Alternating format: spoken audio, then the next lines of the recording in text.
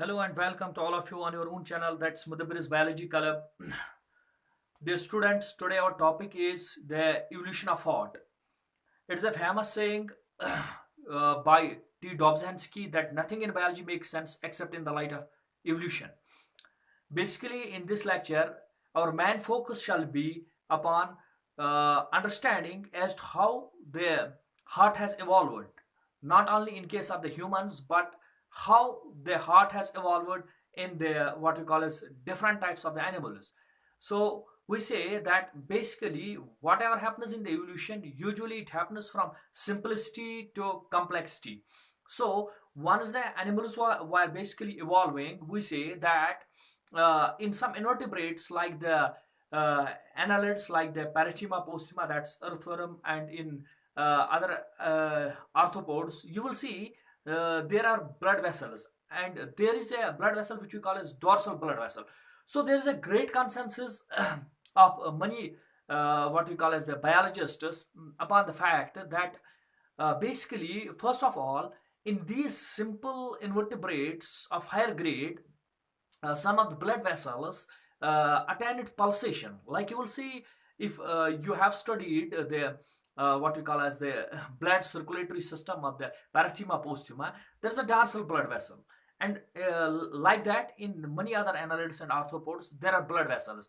So it is believed that some of the blood vessel has attended pulsation, and basically this blood vessel later on gave origin to what we call as the heart, or the heart was generated from this blood vessel.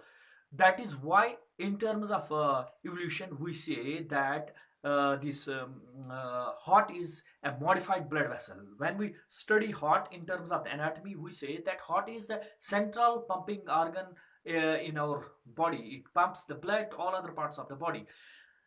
But when we consult the evolutionists, or when we study the evolution, and when we define the heart in terms of the evolution, we say that basically heart is a modified blood vessel which has attained what we call as the contractility, so that to pump the blood in the body. So again I will say that in lower grade invertebrates like that of the annelids and arthropods, still today we see that there are some blood vessels which have the property of pulsation, like that in the earthworm, that's Parathema posthuma, or you can see in the European earthworm, that's Limbricus. There is a blood vessel which we call as the dorsal blood vessel, and when we analyze this dorsal blood vessel, we see that these dorsal blood vessels show some pulsatory movements, and it is believed and it is given a justification by the evolutionists that basically this blood vessel has modified into the heart, and this pulsation you are seeing in that very blood vessel, it has basically developed into the heartbeat in case of the higher animals. So this this thing is justified by studying the structure of the heart in the vertebrates. When we study the vertebrates, we see that the first superclass, that's of the Pisces, and after that you will study the after Pisces or fishes, you will study the amphibians. After amphibians, you will study the reptiles. After reptiles, you will study birds, and after birds, you will study mammals. And this arrangement of the animals in this very manner, it's not a coincidence. It is the manner in which these animals have evolved on this planet, and the same manner has been followed while classifying these very animals. So first of all, we study Pisces. It means that first Pisces have came into origin. Then we study amphibians. From the Pisces, amphibians have evolved. Then we study reptiles. Then reptiles have come into origin. After that, we study aves. Then from reptiles, aves have come into origin. And after that, we study mammals. And lastly, the mammals have evolved. In this series, we will see, first of all, we will analyze the heart of Pisces. This is the diagram depicting the heart of the Pisces. If you will see in this heart, that is the piscine heart. Pisces are fishes. Pisces is an alternate term for the fishes. If you see clearly in this diagram, there's only one auricle, and there is a single ventricle in the heart. So we say that in case of the fishes, there is two chambered heart. There is one auricle, and then there is one ventricle. So we say that there is two chambered heart in case of the fishes. But you will see that there are many accessory chambers in the heart of the fish, like the truncus arteriosus, bulbus arteriosus, sinus venosus, but they are not counted as the true chambers of the heart. The true chambers of the heart in case of the fishes are two. There's one auricle and there's one ventricle. So the heart of the fishes is two chambered. This is the simple diagram depicting the two chambered heart of the fishes. After that, you will see when we move a step forward, means when we go towards the amphibians, we see uh, in amphibians you can take the example of frog, which we call as Rana tigrina. In amphibians, you will see there is three-chambered heart. There are two auricles, that's right auricle, left auricle, and there is a single ventricle. So in case of the amphibians, the heart is three-chambered. This is the diagram which depicts the three-chambered heart of the amphibians. This right auricle, left auricle, and this is ventricle. Now we shall again see the heart of the the heart of the Pisces. The heart of the Pisces is two-chambered, whereas that of the these amphibians is three-chambered. So first, when the heart evolved, it in Pisces it was two-chambered. When the amphibians got evolved from the Pisces, this heart also got evolved, and it gradually to meet out the what we call as the this requirements of the amphibians, it became three-chambered. One more chamber was developed, that is this auricle developed as septum, and got divided into right auricle and left auricle. When we move on the series, the what we call as organization of the animals, it gets much more advanced. When we see the Pisces, in Pisces it is two-chambered heart, in amphibians it is three-chambered heart. It is depending upon the body organization and demand of the animal. After that, we will move towards the reptiles.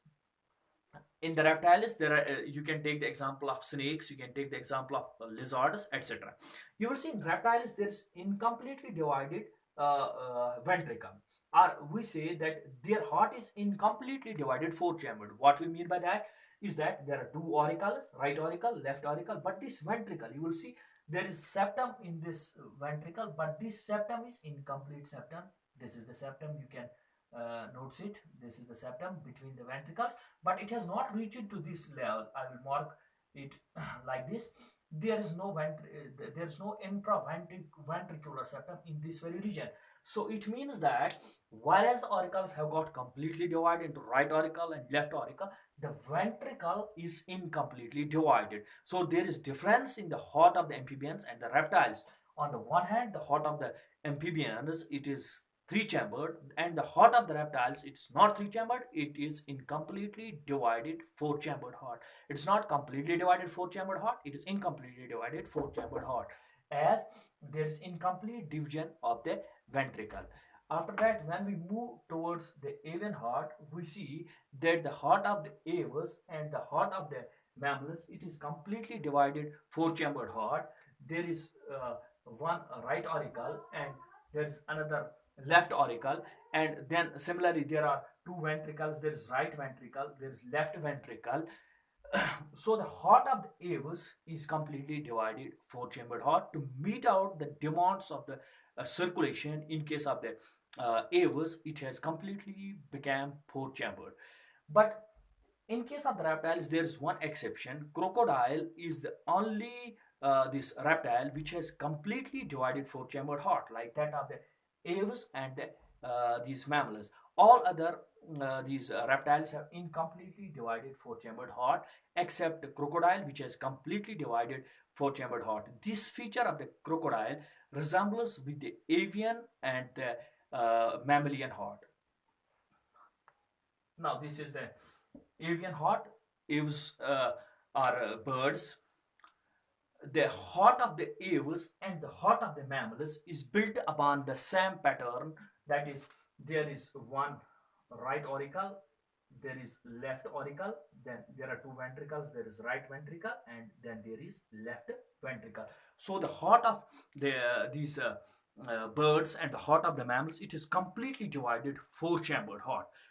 There is double circulation going on in case of the these birds, and in case of the mammals, to completely separate the oxygenated blood from the deoxygenated blood.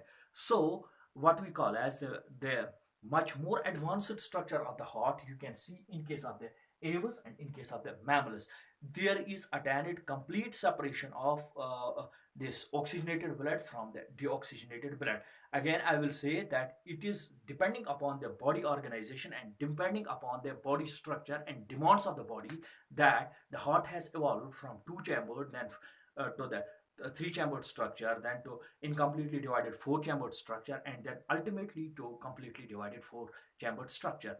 So the point over here is to understand that this is the sequence of events in which the this heart of the animals has evolved in the animal series, right from right from the fishes up to the mammals. So this thing makes us believe that something like evolution has really occurred. The structures like the heart and other organs of the animals have developed in a sequential series of events, and this makes us to believe that basically there's a great homology in the structure of the animals, although there is wide difference in the structure of the heart ranging from the Pisces up to the mammals, but the basic structure of the heart is same, which again makes us believe that there is great homology in the structure of the animals, which makes us to believe that uh, in the ancient past in the ancient past there might have been